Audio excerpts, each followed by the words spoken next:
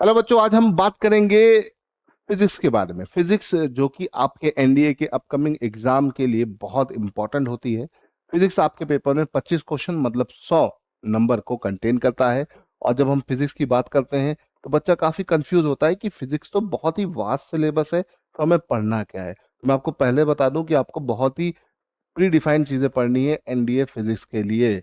याद रखिएगा, NDA physics के लिए आपको सिर्फ और सिर्फ बहुत ही प्री डिफाइंड चीजें पढ़नी है, इसे ध्यान रखिएगा। देखिए, अगर हम यहाँ पे बात करते हैं तो सबसे पहली चीज जो आपको पढ़नी है दैट इज ऑप्टिक्स। ऑप्टिक्स को पढ़ना, अच्छे से पढ़ना।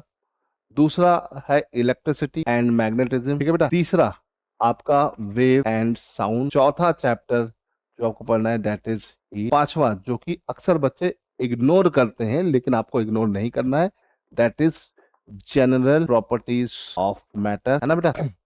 इसके अलावा अगर हम बात करते हैं तो आपका एक और आ जाता है, कौन सा, मैकेनिक्स। बहुत इंपॉर्टेंट है मैकेनिक्स।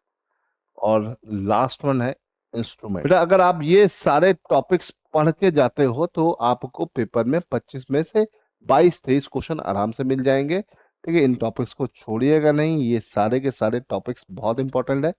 ऑप्टिक्स आपके पेपर में, ठीक है, ऑप्टिक्स की बेटा अगर हम बात करें तो ऑप्टिक्स आपके पेपर में नियर अबाउट 4 से 6 क्वेश्चन तक। Electricity 6 question, wave 2 question, heat 2 से 3 question, general properties of matter 2 question, mechanics लगभग 8 क्वेश्चन, इंस्ट्रूमेंट 1 से 2 क्वेश्चन। इंस्ट्रूमेंट्स की बेटा अगर हम बात करते हैं तो इंस्ट्रूमेंट्स में आपका टेलीस्कोप, माइक्रोस्कोप, लीवर्स, इनमें से क्वेश्चन बनते हैं। लास्ट टाइम पे माइक्रोस्कोप और टेलीस्कोप से बन चुका, तो आई थिंक इस बार लीवर से क्वेश्चन बनेगा, तो इसे ध्यान रखिएगा। कुल मिलाकर 20 इंस्ट्रूमेंट आपके सिलेबस में दिए हुए हैं। अगर उन इंस्ट्रूमेंट्स में से कुछ ही इंस्ट्रूमेंट ऐसे हैं जो कि जिनसे क्वेश्चन अच्छे से बन सकते हैं, बाकी तो बहुत इजी गोइंग क्वेश्चंस होते हैं, इसे ध्यान रखिएगा। बाकी मैकेनिक्स आपका एक बहुत ही इंपॉर्टेंट एरिया होता है, यहाँ से आपको बहुत मदद मिलने वाली है ना। और electricity and magnetism and optics, ये चैप्टर्स मेजर चैप्टर्स हैं।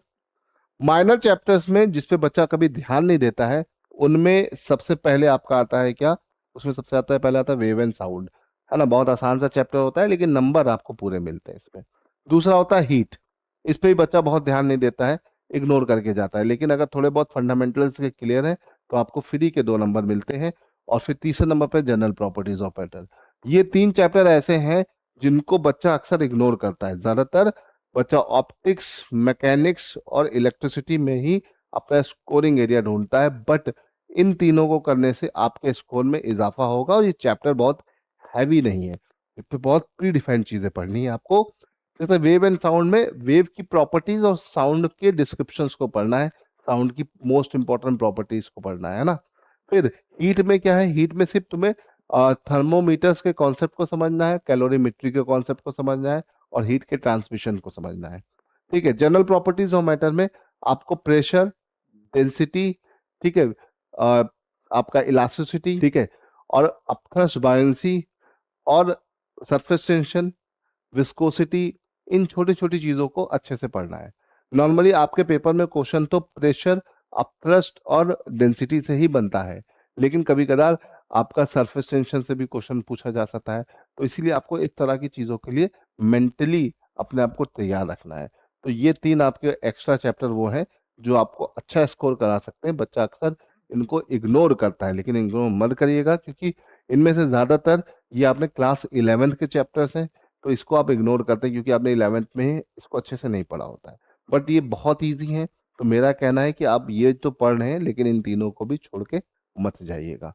ठीक है, 25 में से आप आराम से 22 से 23 क्वेश्चन अटेम्प्ट सही कर सकते हो। और बहुत सारे बच्चों ने अगर अच्छे से पढ़ रखा है तो 25 के 25 क्वेश्चन उनके सही होंगे। तो ये एक एनालिसिस था कि किस तरह से आपको अपने सिलेबस को कंप्लीट करना है, रिवीजन करना है। अब इसके रिवीजन की वन शॉट वीडियोस हम लेके आते हैं, मैंने बहुत सारे लाइव लेक्चर्स में भी इन सबको कवर करा रखा है, अगर आपने नहीं किया है तो उसे कर लीजिएगा। चलो, तो इसे ध्यान रखना और अच्छे से पेपर की तैयारी करते रहिए।